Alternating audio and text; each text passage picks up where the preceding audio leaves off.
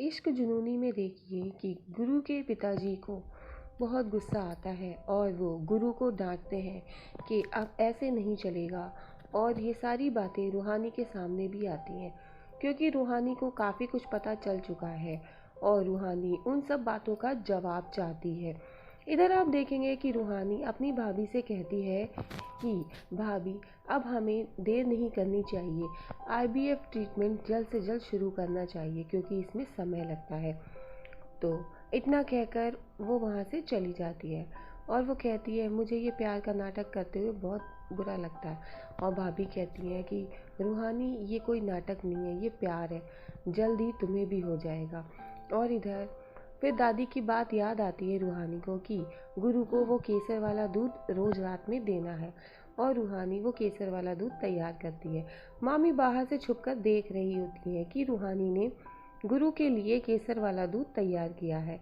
अब मामी बाहर एक पॉट गिरा देती हैं जिससे कि उसकी आवाज़ सुन के रूहानी बाहर निकल के जाती है किचन से और मामी छुपकर खड़ी होती है। रूहानी पॉट देखने लगती है, इतने में मामी किचन में पहुंच जाती हैं और किचन में जाकर दूध में पीला सिंदूर मिला देती हैं और कहती हैं कि ये केसर के साथ ये पीला सिंदूर भी मिक्स हो जाएगा और देखना कि जल्द से जल्द गुरु का काम तमाम हो जाएगा।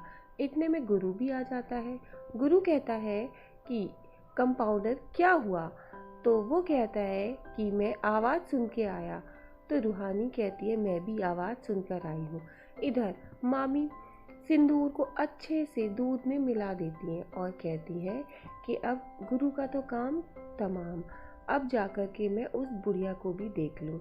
और फिर रूहानी और गुरु दोनों लोग किचन की तरफ जाते हैं। इतने में मामी दौड़ के किचन के दरवाजे की तरफ जाती हैं, छुप जाती हैं। रूहानी और गुरु अंदर आते हैं और रूहानी गुरु से कहती है ये लो, ये दूध तुमको पीना पड़ेगा, ये दादी ने कहा था, वरना दादी को लगेगा कि मैं उनकी बात नहीं मानती हूँ। और जब गुरु को रूहानी वो दूध देती है तो गुरु वो दूध पी लेता है। मामी ये सब देख रही होती है। फिर मामी वो चुराए हुए पैसे लेकर के जाती हैं कविता के कमरे में। कविता सो रही होती है और वो कविता के पर्स में वो पैसे रख देती हैं जो कि उन्होंने रूहानी के चुराए हुए होते हैं। रात को जब रूहानी और गुरु सो रहे होते हैं तो गुरु के पेट में दर्द उठता है। गुरु को पेट के दर्द की वजह से नींद नहीं आ रही होती है, लेकिन रूहानी तो बहुत मज़े से सो रही होती है और वो करवट लेती है तो गुरु बेड से नीचे गिर जाता है। लेकिन फिर जब गुरु देखता है कि रूहानी बहुत अच्छी नींद में सो रही है मुस्कुराती हुए, तो उसका जगाने का मन नहीं करता और वो ज़मीन पर तकिया डाल के लेट जाता है। उसके पेट में काफ़ी दर्द हो रहा होता है, उसे नींद नहीं आ रही होती है, तो वो रूहानी का हाथ पकड़ लेता है और लेट जाता है।